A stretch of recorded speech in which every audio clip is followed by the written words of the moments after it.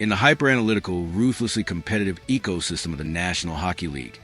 Front offices are not destroyed by bad luck, by difficult schedules, or by the unpredictable bounce of a frozen rubber disc in a critical playoff moment. They are destroyed slowly, methodically, and expensively by a single, deeply toxic executive emotion that bypasses every analytical framework, ignores every financial warning signal, and overrides every rational asset management principle with the devastating efficiency of organizational virus: nostalgia. Have you ever watched a multi-billion-dollar corporation purchase an asset at the absolute peak of its market value, driven by urgency and emotional narrative rather than cold financial logic, then panic and liquidate that exact same asset for literal pennies on the dollar when the competitive pressure mounted beyond their tolerance threshold, and then immediately turn around the very next summer and attempt to repurchase that same asset through the free agent market as though the catastrophic financial destruction of the original transaction simply never occurred? We are sealing the doors of the tactical war room with maximum organizational urgency today because the Toronto Maple Leafs are currently staring directly into a massive, emotionally loaded free agent dilemma that threatens to corrupt the financial decision-making of an incoming front office before it has even had the opportunity to establish its own analytical identity and organizational credibility. Grab your salary cap ledgers, pull up your complete asset management spreadsheets, and steel your analytical minds to the most financially unsparing forensic dissection this channel has conducted this entire off-season cycle. We are about to crack open the complete accounting of the Scott Laughton transaction disaster and expose with surgical, documentary precision exactly why bringing him back to Toronto represents not a savvy organizational reunion, but a financially catastrophic nostalgia tax that the Maple Leafs simply cannot afford to pay at this specific, consequential moment in their organizational history. Before we can responsibly discuss the 2026-27 roster geometry and the free agent decisions that will define the new front office's legacy, we must aggressively and completely establish the full historical accounting of this specific asset, because the financial destruction embedded in the Laughton transaction history is not merely background context. It is a central, defining analytical fact that makes any discussion of his return financially toxic regardless of the emotional appeal surrounding it. The Toronto Maple Leafs' previous regime, operating under General Manager Brad Trailoving with the full organizational blessing of a front office desperate to manufacture a playoff identity that the core had repeatedly failed to develop organically, committed textbook corporate malpractice with this specific asset in a sequence of decisions so financially destructive that it should serve as a mandatory case study in every NHL executive development program for the next decade. Examine the complete ledger with the cold detachment it demands. Trailoving authorized the payment of a premium first-round draft pick, one of the most precious and jealously guarded forms of organizational currency in the hard-capped NHL, combined with the transfer of a highly touted organizational prospect in Nikita Grabenkin, to acquire Scott Laughton from the Philadelphia Flyers. That acquisition cost represented a significant organizational investment predicated on the narrative that Laughton's veteran leadership, penalty kill reliability, and physical presence would provide the cultural and tactical catalyst that transformed a skilled but soft roster into a genuine playoff competitor. Then, when the roster continued to stagnate, when the competitive results failed to justify the organizational investment, and when the mounting pressure to recoup assets ahead of the deadline became organizationally unbearable, Trailoving completely abandoned the financial position he had established. He liquidated the asset at the worst possible moment in its market cycle,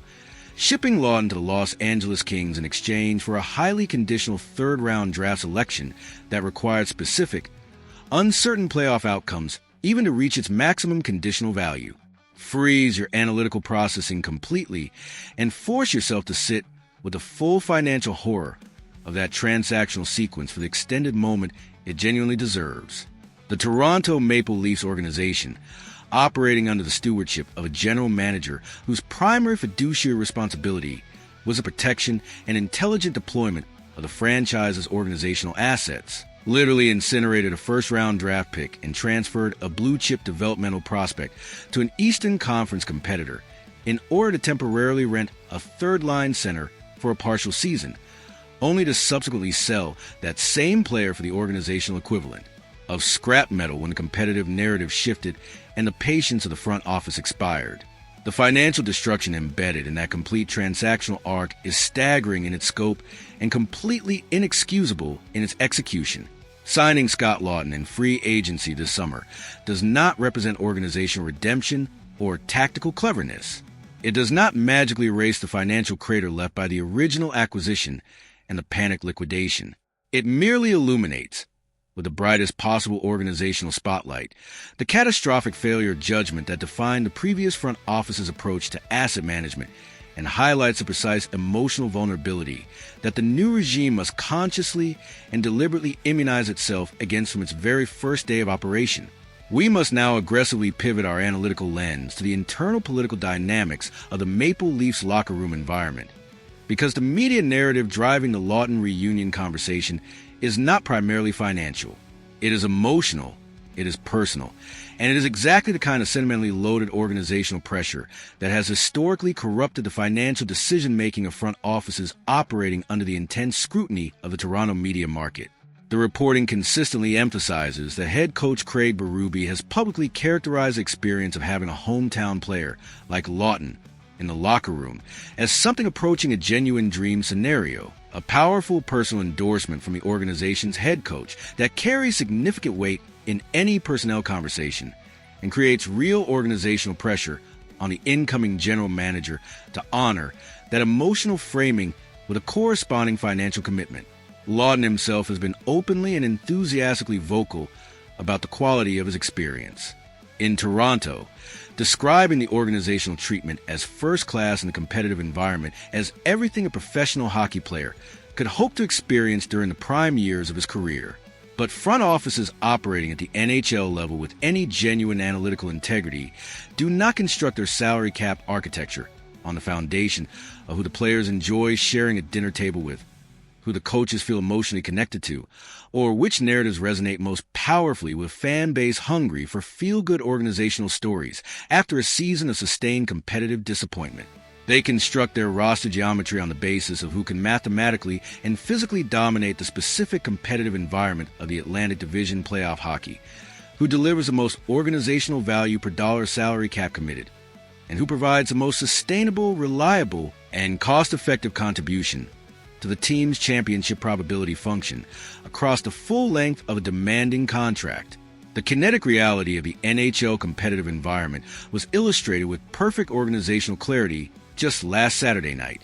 when Laughton and young power forward Matthew Knies engaged in a heated, physically violent exchange during a 7-6 overtime contest that demonstrated with unmistakable vividness that the friendships and the organizational loyalties of the regular season dissolve completely the moment professional competition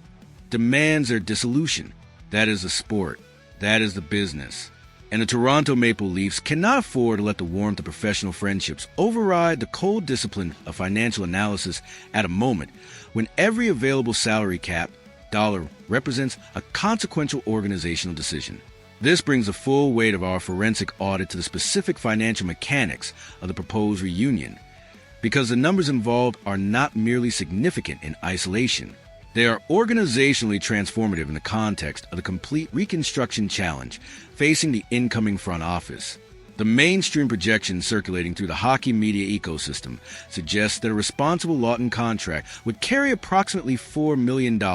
in annual average value across a 3-year term, a total organizational commitment of $12 million in salary cap space dedicated to a single bottom six center over a period covering what will be Laughton's age 31 through 33 seasons. If the incoming general manager authorizes that specific contract on the first significant personnel decision of his organizational tenure,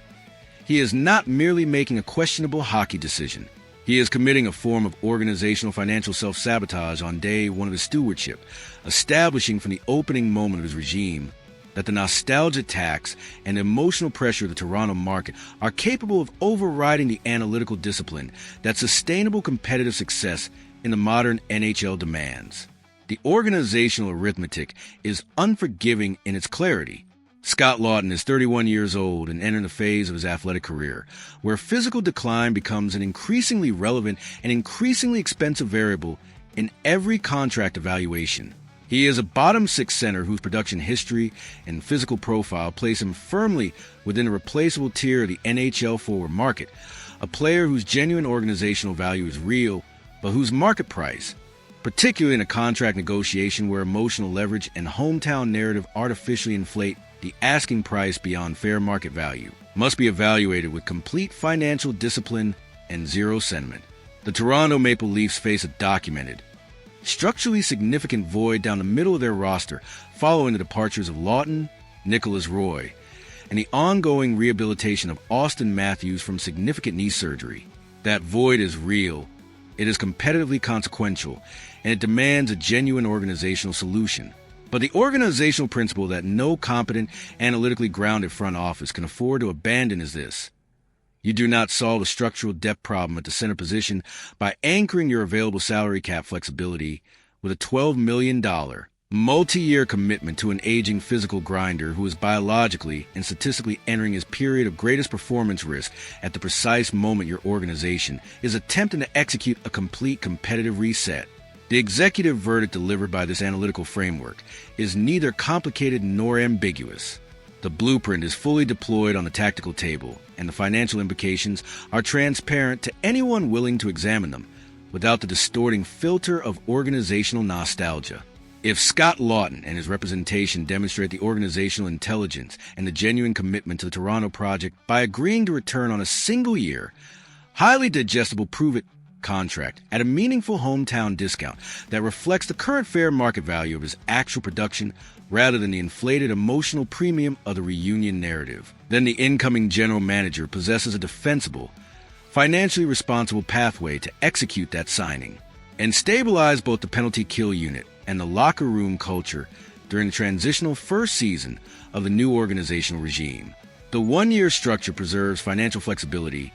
limits the long-term cap exposure, and allows both the organization and the player to honestly evaluate the fit before committing to a more substantial financial relationship. But if Laughton's representation arrives at the negotiating table demanding multi-year contractual security and a $4 million annual average value anchored in the emotional leverage of his connection to the city and his popularity within the locker room, the only analytically defensible executive response available to the incoming general manager is to terminate that conversation with professional courtesy and complete financial firmness, redirect the available cap resources toward more cost-effective, forward-looking solutions identified through rigorous pro scouting and analytical evaluation, and established from the very first week of his organizational tenure that the new Toronto front office makes its personnel decisions based on financial discipline and competitive logic, rather than seductive, expensive, historically destructive pull of organizational nostalgia. The Maple Leafs must stop constructing their roster by staring into the rearview mirror of previous organizational relationships and start building a modern, cost-controlled, physically dominant bottom six to the kind of disciplined, analytically sophisticated pro scouting and organizational